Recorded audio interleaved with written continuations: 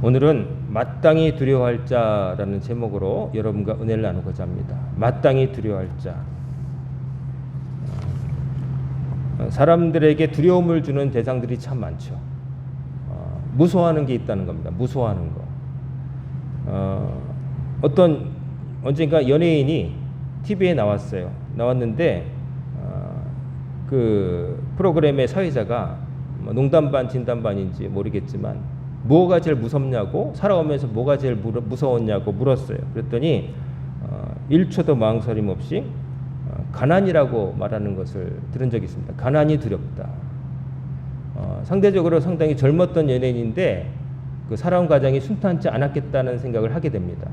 오죽하면은 잠시 생각도 안 하고 가난이 무섭다는 말이 1초도 안 돼서 나올까요? 근데 아마 여기 계신 분들, 나이 지긋하신 분들은 거의 똑같은 생각을 하실 겁니다. 가난이 무섭다는 거죠. 가난이 무섭죠. 정말 빈곤함, 먹고 싶은데 못 먹고, 누리고 싶은데 못 누리고, 쓰고 싶은데 못 쓰고, 그것을 넘어서 내 자식 입에 들어갈 떡도 없고, 이렇게 되면 정말 두려운 거죠. 그 가난한 궁핍의 시대, 그 시대를 많이들 겪어 오셨습니다. 아주 예외적인 경우를 제외하고 6.25 때 못 살았지 않습니까? 전쟁터가 되는데 뭐가 남아났겠어요. 그리고 일제시대 때 대부분 수탈당하고 그래서 잘 살기 어려웠죠. 그리고 그 이전에 조선시대 그닥 잘 살았던 것 같지 않습니다. 그렇게 많이 풍족하게 누리지 못했던 대다수가 그런 시대를 경험했기 때문에 우리 한국 사람들의 잠재 의식 속에는 그런 시대를 겪었고 또 그런 부모 밑에서 어려서부터 자랐고 그렇기 때문에 가난에 대한 공포심이 마음속에 잠재 의식 속에 이제 가로놓여 있는 것으로 보여져요. 그래서 항상 말할 때 경제라는 단어가 일본어로 나옵니다. 모든 것이 경제. 그래서 맞는 말처럼 들리죠. 먹고 살아야 뭐라도 생각하지 않겠느냐. 그래서 정치의 목적도 경제. 이렇게를 말을 하죠.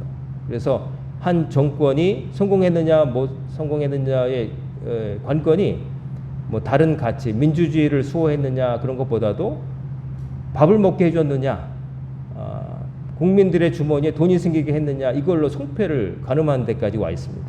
그래서 민생, 그 다음에 경제, 완전히 틀린 말은 아니죠. 근데 그렇게 말하는 이면 속에는 가난이 두렵다는 거죠. 지금 누리는 것을 못 누리게 될까봐 막 두려운 거예요. 이 더위에 지금은 에어컨 틀지만 에어컨도 못 틀게 되면 어떡하나. 선풍기도 못 틀게 하면 지금 그래도 가끔 나가서 식당에서 밥을 사 먹는데 집에서만 먹어야 되고 라면 끓여 먹게 되면 어떡하나. 옛날에 우리 앞 세대가 겪었던 그 빈곤의 시대로 돌아가면 어떡하나 하는 두려움, 이런 것들이 있는 거죠. 그리고 사회의 사각지대에는 아직도 그런 일이 벌어질까 싶지만 아직도 그런 일이 사실 있는 거죠. 지금도 용산이나 이런 데 서울의 도심의 그 변두리 쪽방에는 사람 간신히 누울 수 있는 곳에 누워서 선풍기 하나로 버티는 그런 쪽방촌이 있잖아요. 작은 그 건물에다가 벌집처럼 칸을 해가지고 월세, 생활수급자들 한 달에 한 30만 원 나오는 거를 이제 월세로 이제 한 15만 원, 20만 원 쓰고 단순히 10만 원 가지고 라면이나 끓여 먹고 이런 분들도 계신 거죠. 우리가 생각하기 힘든 그런 궁핍의 그 그늘도 있지만 그러나 대부분의 경우에는 그 정도는 아닌 사회를 살고 있는데도 불구하고 모든 사람들의 관심이 그쪽에 가 있는 거죠. 누리지 못하면 어떡하나. 내가 그 전보다 이렇게 안 되면 어떡하나. 이제 이 공포가 있는 거죠. 그런 공포 때문에 때로는 아직 가난해지기 전에도 가난을 걱정하면서 자기를 들볶습니다. 지금 내가 진짜 경제적인 피해를 입어서 왕창 돈을 잃었다든지 아니면 가난해진 게 아닌데 가난해질까 봐, 돈을 잃게 될까 봐. 그리고 건강도 그래요. 요즘은 또 경제와 더불어서 키워드가 하나가 건강이잖아요. 사람들이 건강 그리고 보이는 건강을 좋아합니다. 남들이 볼 때 야, 저 사람 몸 좋다. 배도 안 나왔네. 허리도 굽지 않았네. 젊어 보이네. 이런 말들이 최고의 찬사예요. 그래가지고 너도 나도 할 것 없이 몸 만들기 열풍. 그래서 나이보다 젊어 보이기 위해서 막 땀을 흘리고 별 운동을 하고 시키지도 않은 무거운 걸 들고 그래서 배 납작하게 만들고 복근 만들어서 바디 프로필이란가 뭐 거의 벌거벗은 사진 찍어놓고 만족해하고 나는 이렇게 잘 관리한다 자기 만족에서 살아가고 있죠. 저는 가끔 그거 볼 때마다 좀 새어나가는 거지만 그렇게 그저 먹은 거 소비하려고 운동하는 대신에 좀 청소를 하면 어떨까. 이제 마음 먹기 나름인데 무거운 거 들려면 좀 무거운 쓰레기도 치워주고 주변에 쓰레기도 치우고 자기 집 치우고 그러면 열량도 소비하고 자기가 그 열량을 소비하면서 밥 먹은 값을 하는 거잖아요. 집도 깨끗해지고 남에게 도움도 되고. 근데 소비하는 거 오직 나만을 위해서 필요 이상으로 잔뜩 먹고서 그게 넘치니까 그걸 소비하려고 무의미한 쳇바퀴에서 다람쥐 쳇바퀴 도듯이 고양이 뛰는 그 바퀴 같은 데서 뛰는 것 같은 운동을 하죠. 잠도 안 자고 새벽에 혹은 밤에 돈을 많이 지불하고 남에게 멋있게 보이고 싶고 관리 잘한다는 모습을 듣고 싶어서 운동선수도 아닌데 그래서 그냥 막 그렇게들 살죠. 그러니까 다 뭔가 두려움 쫓기는 것 같아요. 가난해지면 어떡하나? 내가 지금보다 못하게 보이면 어떡하나? 지금 입고 있는 옷을 더 이상 입지 못하면 어떡하나? 쉽게 말하면 무엇을 먹을까 무엇을 입을까 늘 고민하며 사는 시대라는 거죠. 근데 2000년 전에도 똑같았어요. 예수님이 오죽하면 너희는 무엇을 먹을까 무엇을 마실까 무엇을 입을까 고민하지 마라 걱정하지 마라 이런 말씀 하셨겠어요. 그때도 그렇고 그때보다 훨씬 더 경제적으로 풍요로워진 편리해진 지금도 사람들의 걱정은 별로 달라진 게 없다. 똑같은 고민을 하면서 살아간다는 거죠. 그래서 정말로 그런 일이 닥치기 전에도 이제 고생 막 걱정을 합니다. 그런 일 닥치기 전에 그런 일 생기면 어떡하나. 아직 건강한데 아프면 어떡하나. 그래서 온갖 약을 막 먹습니다. 사다가 막 쟁여놓고 먹습니다. 잃어버릴 것 대비해서 막 채워놓는데 문제는 우리 몸이 그렇지 않다는 거예요. 여러분 생각하시면 저금하듯이 몸에다가 뭐 좋은 것을 자꾸 먹으면 그게 쌓아져서 내 나중에 뭐 체력이 되고 뭐 그런다고 생각할지 모르지만 사람의 몸은 병과 같아서 일정 정도 채워지면 그 다음에 넘쳐나는 거고요. 그리고 옛말이 있잖아요. 넘치는 것은 모자란 마음대로 못하다는 거. 뭔가 넘치면 어떠한 좋은 거라는 게 없어요. 어떤 것도 그게 필요할 때 쓰이지 않고 과다하게 들어가게 되면은 그것이 뭐가 되냐면은 독이 됩니다. 그리고 독도요 필요한 데 쓰여지면 약이 되는 거예요. 여러분 약 많이 사드시죠. 어르신들은 아픈 데 많으니까 점점 약이 많아지죠. 그래서 꼭 필요한 약들 예를 들어서 혈압약 같은 거 뭐 어쩔 수 없죠. 나이가 들면 혈관이 탄력을 잃으니까 아무래도 혈압이 올라가는 게 당연한 거예요. 아픈 게 아니라 그건 당연한 거예요. 이제 세포가 탄력을 잃으니까 압력이 높아지겠죠. 그래서 나이가 드시면 또 고혈압이 되는 게 당연하고 또 혈압이 높지 않으면 피가 말단까지 못 가기 때문에 혈압이 사실 좀 높아져야 돼요. 왜냐하면 심장이 뿜어주는 힘이 약해지니까 세게 뿜어줘야 이 손끝까지 안 가지 옛날처럼 살짝 해가지고 여기 도달도 안 한단 말이에요. 그러니까 다 하나님이 그 나이에 맞게 나이가 들면 머리가 새고 또 약해지고 그러지만 다 거기에 자연스럽게 노화의 과정을 통해서 정하게 하신 거란 말이에요. 일본의 어떤 의사가 쓴 책을 본 적이 있어요. 그 의사가 하는 말의 특징은 뭐냐면은 모든 것은 다 모든 약은 실은 독이라는 거죠. 그렇지만 그게 필요한 이유는 그 독이지만 그것을 얇게 희석시켜서 사람 몸에 투여함으로 그 진짜 그 큰 독이 들어갔을 때 내 몸에서 맞서 싸울 그거를 돋운다는 거예요. 즉 약한 독을 지휘함으로써 몸에서 야 경계해야 되겠다 해서 면역력을 이끌어내는 스위치 구실을 한다는 거죠. 근데 사람들은 오해하고 그게 좋은 무슨 성분인 줄 알고 많이 먹어두면 좋겠다 해서 그 병 생기기 전에 많이 먹어둔단 말이에요. 근데 그게 쌓이고 쌓여서 독을 되는 거예요. 그런 것들을 여러분 약이라고 하는 것들이 맛이 좋은 거 있습니까 여러분? 여러분 한약상에 가보면은 냄새 나는 거, 쌍화탕 냄새 나는 거, 당귀, 기타, 인삼에도 그렇고 뭐 계피나 그런 것들 희한한 맛이, 희한한 냄새가 나잖아요. 강한 향이 나잖아요. 그건 뭐냐면은 사람이 늘상 먹으며 사는 물건이 아니라는 거예요. 대신 특정한 약함이 있을 때, 필요할 때 쓰는 거라는 거죠. 그래서 그거를 필요에 따라서 한의사들이 이 사람에게는 이만큼이 부족하니까 이걸 넣어야겠다 해서, 그게 전문가란 말이에요. 이 사람에게 이만큼 필요하겠다 해서 정량을 다려서 잘 쓰면 명이고 적게 쓰면 돌팔이고 많이 써도 돌팔인 거예요. 그러니까 이 사람에게 부족한 부분을 이렇게 채워주기 위해서, 그래서 보약인 거예요. 보한다, 모자란 부분을. 근데 그것이 모자라지 않은데도 이것저것 많이 넣어서, 부리부리 박사도 아니고 옛날에 이것저것 넣어 발명을 한다. 그 부리부리 박사, 제 어릴 때 인형극 있었거든요. 그래가지고 뭐 먹으면 좋겠지, 아니요.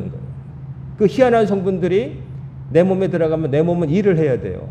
필요 없는 성분을 걸러내고 이런 것들을 하면은 간이 고생을 하고 신장이 고생하고 그래가지고 췌장이 고생하고 그런 거예요. 그래서 여러분, 우리가 맨날 먹는 음식은 밥, 밋밋하지만 그러나 강한 향이나 그런 거 없죠. 김치도 시큼달콤하지만 그렇다고 해서 뭐 쓰거나 막 희한한, 그렇지는 않죠. 뭐 여러분이, 우리가 늘 먹는 주식을 생각해 보십시오. 그것들은 그렇게 강력하지 않아요. 그냥 늘 먹어도 괜찮은 거예요. 수천 년 동안 사람들이 먹어오면서 먹어도 된다 입증된 것들이에요. 그리고 약이라고 하는 것은 필요에 따라서 조금씩 쓰고, 필요에 따라서 조금씩. 이제 이걸 먹어보니까 나았다, 그런 증상이 있을 때 이런 거지, 괜찮은데 먹어보니까 맛있네라고 먹는 거 하나도 없어요. 그래서 요즘은 막, 그래서 약도 많이 팔죠. 텔레비에 나오면 쇼 닥터들이 나와가지고 무슨 성분 먹으면 낫는다고 그러면서 케이블 TV나 이런 데 와서 하고 한 두 채널 해보면은 쇼핑 그 몰에서 팔고 있죠. 이 시간 아니면 할인이 안 된다고, 막 5개 남았다고. 근데 딴 데 해보면 거기도 5개 남았다고 그러고. 사실 많이 사도 맨날 5개. 거짓말이죠. 그런 것들을 통해서 사람들의 주머니를 터는 거죠. 주머니를 터는 거죠. 거짓말인 약, 애들 키 큰다는 약, 거짓말. 자식을 사랑하는 부모의 마음을 건드려서 제약회사들이 돈 버는 법.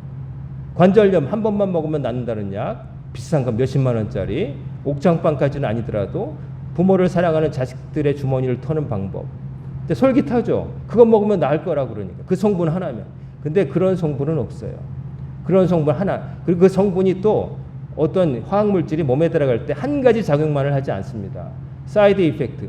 예기치 못한 부수작용이 있어서 그게 좋으면은 좋지만 또 다른 데는 안 좋을 수가 있기 때문에 함부로 약을 막 먹는 것도 좋은 게 아닌 거예요. 근데 사람들은 이제 경제 논리에 따라 돈 벌려니까 이거면 된다. 뭐 이것만 사온다. 한때 미국에 가면은 다 이것 좀 사달라고 한 것들, 뭐 어떤 성분이든 약, 다 지금은 다 그거 별 소용 없다는 거, 흡수도 잘 안 된다는 거 다 나왔는데도 아직도 팔고 있어요. 답답하죠. 제가 전에 부목사를 있을 때 의사 부인인 그 권사님도 보니까 미국에 있는 아들이 맨날 전화한다는 거. 어머니 그 약 좀 이제 그만 드시라고. 근데도 가보니까 아들이 몰라서 그런다는 거예요. 그랬더니 막 약을 꺼내 보이시는데 보니까 약도 아니고 건강기능식품이에요. 그것만 먹으면 낫는다고 그래가지고 사신다는 거예요. 근데 남편이 의사셨는데 돌아가셨는데 의사 부인도 사실은 그걸 잘 모르고. 근데 제가 또 어떤 분도 약을 맹신하는 분인데 그분 남편이 의사인 줄 모르고 제가 신방을 가가지고 그분이 하도 건강 걱정이 많아서 조금만 누가 콜록하면 교회 안 나와요. 감기 옵는다고. 그런 분인데 제가 그분한테 남편이 의사인 줄 모르고 신방 가가지고 무슨 책을 권했냐면은 의사에게 살해당하지 않는 50가지 방법인가 일본 의사가 양심적으로 쓴 책을 소개했어요. 근데 얼굴이 변하더라고요. 나중에 보니까 남편이 의사였던 거예요. 제가 몰라가지고. 근데 의사에게 살해당하지 않는 50가지 방법인가.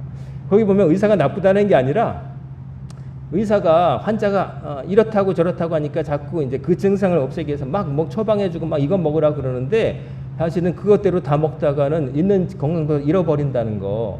그리고 우리가 불치병이라고 확실히 못 받고 있는 진짜 병에 걸리면 현대의학은 손을 쓸 수 없다는 거.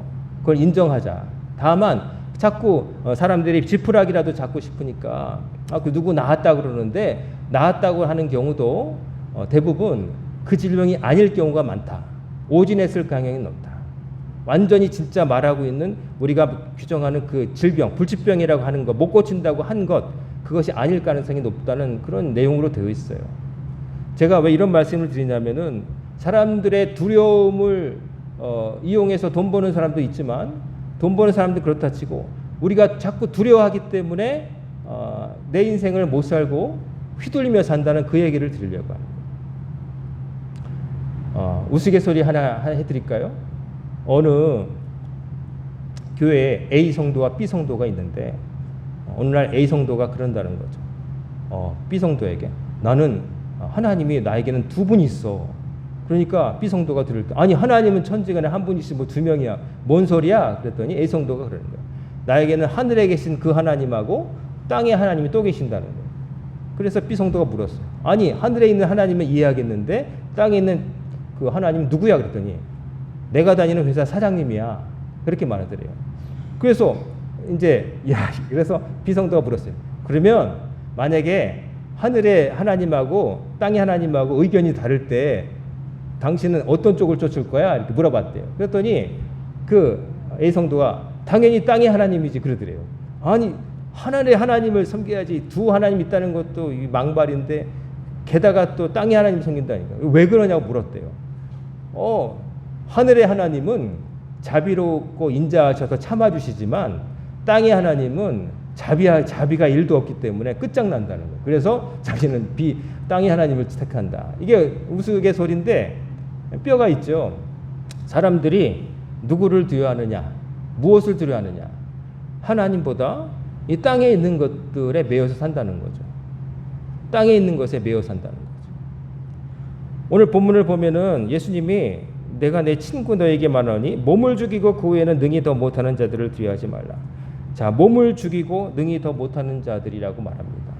이것은 예수 그리스도를 믿을 때에 닥칠 환난을 예고한 말씀일도 있고 예수님 말씀대로 살고자 할 때 여러 가지 어려움을 당하는 상황을 미리 말씀하신 걸 수도 있는데 어쨌든 쉽게 말하면 믿음대로 살고자 할 때 죽음의 위협이 있을 때 그때 죽기가 두려워서 믿음을 저버리면 안 된다는 말씀인 거죠. 그리고 정말로 두려워할 자는 누구냐? 너의 목숨, 이 땅에서 목숨을 끊을 수 있는 힘을 가진 권력자나 그런 자가 아니라 혹은 질병일 수도 있겠죠. 꼭 사람의 모습이 아니라 질병이나 뭐 가난이나 이런 것들이 아니라 하나님을 두려워야 된다. 너를 죽일 수도 있고 저 천국에도 보낼 수도 있지만 저 무저갱에 내보낼 수 있는 분이 누구냐? 네 삶이 진짜 누구 손에 달려있느냐? 그 하나님인데 사람들은 하나님이 그런 분이라는 생각을 잊어버리고 딴 것을 더 두려워하면서 아까 땅에 하나님 쫓겠다고 말한 사람처럼 실은 살아가고 있다는 거죠. 안타깝지만 그런 세상이었고 예수님 2000년 전에 하신 말씀도 그렇고 요즘은 땅에 하나님이 더 많죠. 옛날에는 권력자, 근데 지금은 경제 혹은 뭐 질병 혹은 뭐 여러 가지 것들이 두려움의 대상인 것이죠. 그리고 죽음이라는 거 가장 큰 두려움이겠죠. 죽음이라는 거. 죽으면 어떡하나? 죽으면 어떡하나? 예수 안 믿는 사람들이 이렇게 비아냥거립니다. 예수 믿는 것들이 천국이 이렇게 좋다면서 그러면 당장이라도 가지 왜 여기 남아있냐고. 죽어버리지. 이렇게 막말하는 사람도 있어요. 근데 그게 막말이어야 되는데 막말이 아니게 들릴 수도 있어요. 예수 믿는다고 하면서 이 땅에서의 삶에 집착하면서 오직 그것만을 위해서 사는 거. 뭐 천국을 소망하며 영생이라고 얘기하면서 실은 모든 것의 신앙생활도 이 땅에서의 삶을 또 윤택하게 또 편안하게 누리기 위한 내가 가진 것을 움켜잡기 위한 도구로 생각하는 거죠. 그러면 그 말이 맞아요. 저 예수 믿는 것들은 실은 하나님 하지만 실은 거짓말이야. 그런 말 들으면 안 되는 거죠. 공산주의를 창시한 칼 막스가 헤겔 법철학 비판 소문이라고 하는 곳에서 이렇게 썼어요. 종교는 민중의 아편이다. 그 말이 거기 나오거든요. 종교는 민중의 아편이다. 그 말은 뭡니까? 종교라는 것이 민중, 즉 사람들이 살아갈 때 고통스러울 때 아편구실을 했다는 거예요. 아편이 뭐가 있죠? 진통 작용이 있잖아요. 마취, 진통. 잠깐 잊어버리게 하는 거예요. 고통을 잊어버리게. 병은 나은 것도 하나도 없는데 잠깐 잊어버리는 거예요. 아편, 중독되죠. 자꾸 중독되죠. 왜 종교를 아편이라고 했냐면은 이제 마르크스는 유물론자이기 때문에 하나님을 믿지 않았기 때문에 종교가 사람들로 하여금 자기의 상황을 잊어버리게 만들고 도피하게 만드는 그런 구실을 한다. 종교의 기능을 그렇게 말한 거예요. 근데 그게 틀린 말이지만 그러나 만약 사람이 정말 고통 속에서 오직 이 땅에서만 바라고 산다면 아편인 게 맞아요. 아편 구실밖에 안 하는 거예요. 진짜 사람을 살리는 명약이 아니라 아편으로 전락해버리는 거예요. 힘들어도 좀 좋은 일 생길 거야. 조금만 버텨. 욱해도 덤비지 말고 그냥 순응해서 살아. 다 보상받을 거야. 지금의 불의함 좀 참아. 그냥 나중에 보상받을 거야. 가만히 있어. 이렇게 이용되면 민중의 아편이고 지배자의 이데올로기 구실을 하겠죠. 하지만 신앙은 그런 게 아닌 거죠. 그런 말 들으려고 예수님의 하나님의 아들이 이 땅에 오신 게 아닌 거죠. 아편으로 만들지 말고 아편이 아니라 사람을 살리는 명약이라는 거죠. 하나님을 믿는다는 게. 여러분 걱정 근심 많죠. 이 걱정 저 걱정 그림자처럼 따라다니죠. 근데 걱정에서 걱정이 사라지면 걱정이 정말 없겠어요. 정말. 예? 말장난 같지만 걱정에서 걱정이 사라지면 걱정이 없겠어요. 걱정한다고 너희들 키가 한 자나 더 자랄 수 있느냐? 예수님이 그러셨죠. 이 믿음이 적은 자들아. 이 걱정이라는 게 누가 와서 칼로 찌르는 것도 아닌데 한번 생기게 되면은 우리의 삶을 완전히 헝클어 놓아요.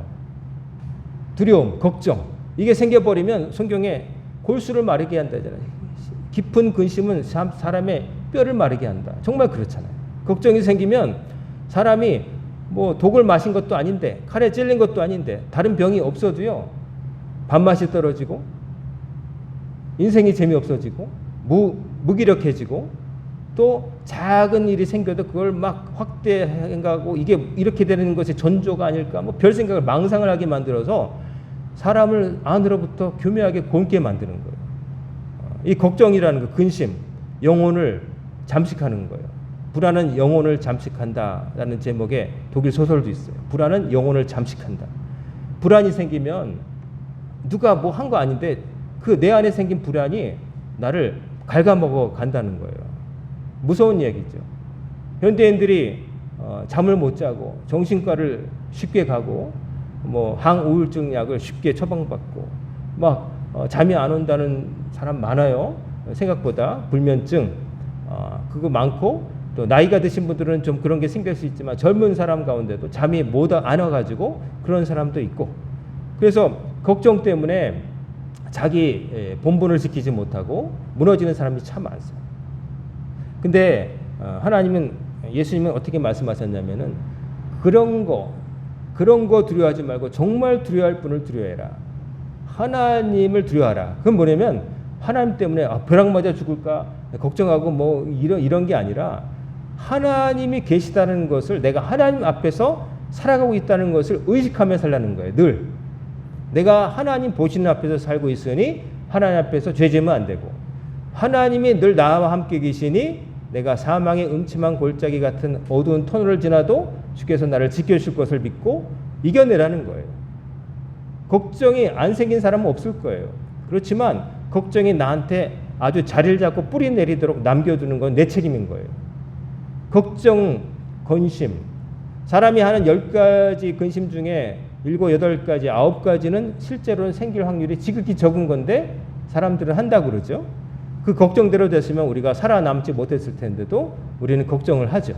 그런 일 생기면 어떡하나 해가지고 정말 내가 앞에서 시간은 자꾸 흘러가는데 주어진 시간 속에서 해야 될 일, 마땅히 해야 될 일을 하지 못하고 이거 하면 어떡하나 생기지도 않은 일 때문에 거기에 내가 신경이 빼앗겨 있고 혹은 내가 그저 하고 싶은 욕망에 따라서 내가 그 걱정을 잃어버리면 뭐 즐거운 일을 해야 되겠는데 해서 쾌락이나 이런 데 빠져드는 거죠. 마약 같은 거 술 마시고 걱정은 그대로 남아있는데 어떻게 잊어버릴까. 술 먹다가 나중에 마약까지 가는 거예요. 그 마약 가는 사람들 평안한 사람 하나도 없어요. 가만히 그냥 해볼까가 아니라 걱정에서 시작되는 거예요. 그 걱정과 때로는 무료함에서 어떻게 탈출해볼까 하다가 답이 없으니까 잊어버리자. 술 마시면 즐겁던데. 그래서 술 마시고. 사람 만나서 놀면 즐거운데. 도박하니까 짜릿해. 그리고 마약하니까 잊어버리겠어. 그렇지만 그러고 나서 그 술이 깨고 마약 기운이 지나고 이게 다 그러고 나면 맨정신으로 오면은 높은 곳에 있다가 떨어질수록 많이 다치는 것처럼 쾌락 속에 젖었다가 현실로 돌아와 보니까 더 참혹하게 느껴지는 거죠. 아무것도 변한 게 없고 악화돼 있고 내가 한 건 아무것도 없어. 그러니까 자꾸 망해가면서 알면서도 자기를 망치는 길로 가게 되는 거죠. 참 사람이 보면 어리석죠. 사람이 그런 겁니다. 성경에 보면 예를 들어 여호수아서를 보면 여호수아 1장 9절에 보면 하나님이 이제 여호수아에게 네가 이제 모세 대신해서 이스라엘 백성을 이끌고 가나안 땅 들어가야 돼 하면서 여러 가지 말씀하시는데 이런 말씀까지 하세요. 9절에 보면 내가 네게 명령한 것이 아니냐 강하고 담대하라. 내가 명령했잖아. 강하고 담대. 근데 강하고 담대한 게 명령하신다고 막 되는 건 아니잖아요. 그게 뭐 알겠습니다. 이제부터 강하고 담대해집니다. 되는 게 아니라 뭐가 변해야 되냐면 그 다음에 하나님 뭐라 하냐면 두려워하지 말며 놀라지 말라. 그러면서 네가 어디로 가든지 내 하나님 여호와가 너와 함께 하느니라 하는 약속을 해주시는 거예요. 강하고 담대하려면 내가 그냥 그래 결심했어 하고 되는 게 아니라 뭐가 마음속에 있었냐면 하나님이 나와 늘 함께 계신다 하는 믿음이 있어야 된다는 거예요. 하나님이 나를 절대로 안 버리실 거야. 눈앞에 홍해가 가로막고 있어도 하나님은 갈라주실 거야. 길이 없어도 길을 내주실 거야. 지금보다도 더 힘든 때도 견디게 하신 하나님께서 나를 건너게 하시고 뛰어넘게 하실 거야 하는 믿음이 있어야 그 두려움에서 벗어나고 하나님을 생각하고 하나님을 의지해야 이 지긋지긋한 걱정의 굴레에서 벗어날 수 있다고 하는 거예요. 안 그러면 평생 걱정 의심하다가 인생 다 가는 거예요. 생기지도 않은 일 때문에 걱정하고 생겼을 때는 당연히 걱정하고 뭐 행복할 때가 없는 거예요. 가끔 이럴 때가 있습니다. 어려울 때가 아니라 내가 좀 인생이 어쩌면 피크라든지 아니면 잘 되었을 때 이런 생각이 드는 거죠. 즐거운 게 아니라 여기서 떨어지면 어떡하지? 지금 이 수준을 유지하지 못하면 어떡하지? 이런 생각 드는 거예요. 그러면서 갑자기 그 절정의 순간인데도 그 즐거움을 누리지 못하고 걱정 속에서 이거 잃어버리면 어떡하지? 더 이러는 거예요. 그러니까 행복할 때는 한 번도 없는 거예요. 불행할 때는 당연히 불행하고 행복할 때도 행복을 뺏길까 봐 내가 누리는 그걸 뺏길까 봐 두려워하는 거예요. 그러니까 행복한 시간은 실제로 없는 거예요. 제가 걱정이 참 많았는데 군대에 있을 때 이런 일이 있었어요. 군대에 가면은 이제 옛날에 복무기간이 줄어들었지만 옛날에는 뭐 보름 휴가를 준단 말이에요. 뭐 열흘 휴가라고 해봐요. 열흘 휴가를 기다리면서 기분이 좋아요. 전날까지 좋아요. 그러다가 이제 막상 휴가를 나와서 집에 하루 있고 하루 자잖아요. 그럼 그 다음부터 걱정이 되는 거예요. 뭐야? 열흘에서 하루 줄었어. 9일밖에 안 남았어. 두 자릿수에서. 그러다가 며칠 지나면 7일 남잖아요. 아, 일주일밖에 안 남았네. 처음 나올 때는 10일이었는데. 일주일 남다가 3박 4일 되잖아요. 야, 이제 3번만 자면 그 지긋지긋한 부대로 또 가야 돼. 그러다가 절정. 하루 전날이 되잖아요. 피가 마릅니다. 군화를 꺼내서 이제 신고 갈 걸 준비를 하면서 군화를 갖다 버렸으면 좋겠어요. 특별히 이제 병장쯤 된 게 아니라 2등병 때 정말 복귀하기 싫더라고요. 아시죠? 그 남자분들은 지긋지긋한 거예요. 가고 싶은 군대는 지구상에 없는 거예요. 자기가 직업군이 돼서 뭐 살고 그런 직업군이 아닌 이상 나라의 부름을 받아서 어쩔 수 없이 간 사람들 다 똑같은 거예요. 그러다가 이제 복귀 시간 당일날 이제 뭐 5시까지 복귀면은 아침부터 속이 터. 야, 이제 몇 시간 남았. 계속 시간 보는 거예요. 이제 가야 되는구나. 이따가 몇 시에는 군화 신고 몇 시까지 차를 타고 가야 되는구나. 그러다가 첫 휴가를 보냈어요. 그러고 나서 이제 한참 이제 군 생활을 하다가 이제 나중에 됐는데 내가 왜 그 휴가를 한 번도 즐기지 못했을까? 그러다가 이런 생각을 했어요. 열흘에서 이제 일주일이 됐단 말이에요. 그러면 야, 없던 휴가 7일을 나와서 아이고 좋아. 그 다음에 3박 4일, 3일 남으면 야, 하루 외출 나가는 것도 좋은데 3일이나 나왔네. 그 다음에 하루 남았을 때는 야, 그래도 엄마와 더불어서 가족과 더불어 하루 잘 수가 있네. 그 다음에 하루 이제 복귀 날이 되어도 야, 가끔 외출이라고 해서 군대에서 보내줄 때가 있거든요. 토요일 날 잠깐 영내 밖에 나와도 기분 좋거든요. 근데 그거에 비하면 시간 많이 남네. 그러면서 매 순간을 즐기라고 했어요. 내가 왜 이 좋은 휴가를 이렇게 걱정하다 끝내는가? 어리석은 생각이 들어가지고. 여러분, 똑같습니다. 그냥 그때그때 해야 될 일을 하시고, 하나님께서 형통함을 주시면 하나님을 찬송하고 즐기시고, 또 힘들면 하나님께 매달려서 절박하게 기도하세요. 그렇게 사는 것이 우리에게 주어진 유일한 활로예요. 그거 없이 다른 길은 없는 거예요. 형통할지 곤고할지는 정하신 건 하나님이시고, 우리가 그걸 컨트롤할 수 있다고 생각하지 마세요. 그건 하나님이 정하신 거고, 그때가 됐을 때 형통할 때는 하나님의 은혜를 생각하고 하나님께서 주신 것을 선한 일에 사용하고, 또 곤고할 때는 하나님께 매달려서 절박하게 기도해서 하나님의 응답을 받고, 그렇게 사는 거예요. 그게 삶이지 뭐 다른 게 있겠어요. 그러니까 나중에 한번 웃으려고 지금 울지 마시고, 제가 늘 드리는 말씀이 지금 웃으시란 말이에요. 맛있는 거 있으면 우리 권사님들, 노 집사님들 자식 준다고 뒀다가 자식들이 먹지도 않는 거 그러지 말고 여러분이 드세요. 여러분 드시고 아프지 마세요. 그리고 여러분들이 드시는 거 힘 안 생긴다고 뭐 이상한 약 드지 마세요. 여러분이 걸어다니는 힘은 밥에서 나와요. 옛날에 밥심으로 산다는데 그게 과학적 근거가 있어요. 밥에 있는 탄수화물이 당이 되고, 그 포도당이 여러분의 머리를 돌아가게 하고 팔다리를 움직이는 힘이 되는 거예요. 너무 많이 먹으면 그게 잘못이지만, 밥을 안 먹고 밥맛이 없다고 자꾸 덜 먹고 이상한 약 드시면은 그것이 여러분 건강을 더 악화시켜요. 약도 먹는데 하면서 밥이 맛 없어도 그냥 죽처럼 해서라도 씹어서도 드세요. 딴 약이 여러분이 명약이 아니에요. 늘 드시는 게 여러분 움직이는 거예요. 강원도에 사는 신마연이가 산삼을 캔다고 그것으로 밥 해 먹지 않아요. 그거 팔아다가 그거 좋아하는 필요한 사람이 팔아서 쌀 사고 김치 사서 바꿔 먹는다는 말이에요. 산삼 캐는 사람들이 맨날 산삼으로 김치 해 먹고 하는 그런 거 아니에요. 배추에다가 김치해서 먹어요.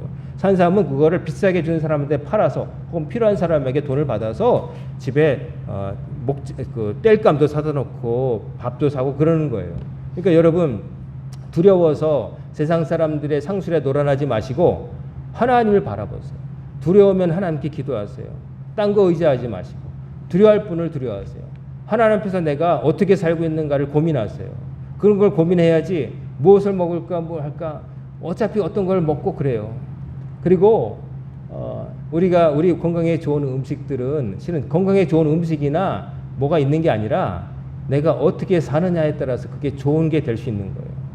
요즘 좋은 음식 먹으려고 그러는데 실은 사람의 건강을 지켜주는 음식은 거친 음식들, 그리고 제법 힘든 삶이라고 그래요. 그렇게 산 분들이 장수한대요. 즉 가만히 있고 기름진 음식만 드신 분들이 오래 사는 게 아니라, 아프지 않은 게 아니라, 어쩔 수 없이 뭐 일에 종이 없기 때문에, 가정부가 없기 때문에 내가 직접 움직인 분들, 그리고 내가 일한 사람들, 그리고 너무 많이 먹지 않고 그냥 소화 잘 되는 음식 드신 분들이 오래 산다는 거예요.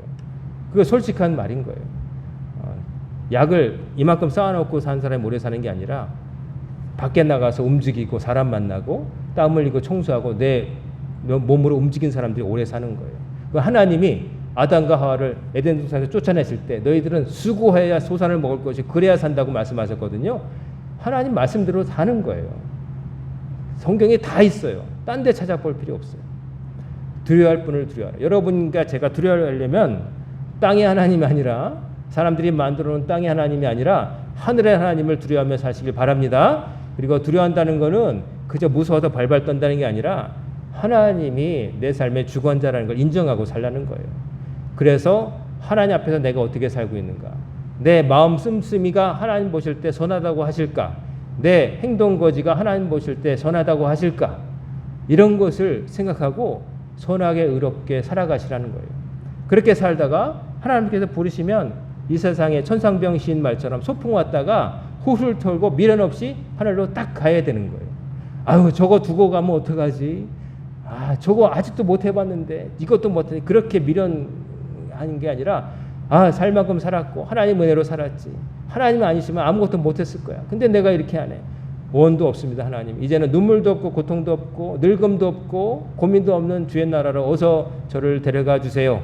라고 다 가는 우리가 되어야 될 줄로 믿습니다. 그런 믿음이 없으면 종교는 아편이고 그런 진통제에 불과하지만 신앙은 아편이나 진통제가 아니라 특효약이고 명약이고 우리 영원히 살게 하는 생명의 약인 줄 믿으시고 여러분 하나님께서 부르실 때까지 걱정하지 말고 하나님께 맡기시고 걱정이 되면 사람들 찾아다니고 뭐 이상한 거 의지하지 마시고 하나님의 앞에 나와서 기도하세요. 왜 걱정한다 그러면 사람 찾아다니면서 뭐 상담한다고 막 말하고 그래봤자 그 듣고 있는 인간도 불쌍한 인간이란 말이에요. 왜 나를 건져주지 못할 사람 똑같이 수영 못하는 사람한테 건져달라고 그래요. 내가 물에서 건진받으려면 바깥에 발을 디디고 있는 분이 꺼내줘야 내가 살아날 수 있는 거 아니겠어요. 똑같이 익사당할 사람 찾지 마시고 나를 건져주실 분 하나님 예수 그리스도 성령님을 늘 바라보시면서 지혜롭게 사시는 우리 성도님들 다 되시기를 주의 이름으로 축원합니다. 아멘. 기도하겠습니다. 사랑과 은혜가 충만하신 아버지 하나님, 언제나 저희들을 돌봐주심을 감사를 드립니다. 저희들이 연약하여서 때로 근심 걱정에 치이고 또 눌리고 살 때 있지만 그때마다 깨우쳐 주셔서 하나님을 바라보고 승리하게 하시고 근심이 아니라 믿음으로 살게 하여 주옵소서. 우리 앞에 무엇이 될지 알지 못하지만 알지 못해도 상관없습니다. 하나님께서 다 저희들께서 힘을 주시고 지혜를 주셔서 강하게 담대하게 하시고 적응하게 하여 주실 줄로 믿습니다. 전능하신 하나님을 믿사오니 저희들이 두려워하지 않게 하시고 용기를 내게 하시고 오직 두려워할 뿐 하나님을 경외하며 살다가 하나님께서 부르신 때 주의 날에 다 드는 우리 성도님들 되게 하여 주옵소서. 예수 그리스도의 거룩하신 이름으로 간절히 기도드리옵나이다. 아멘.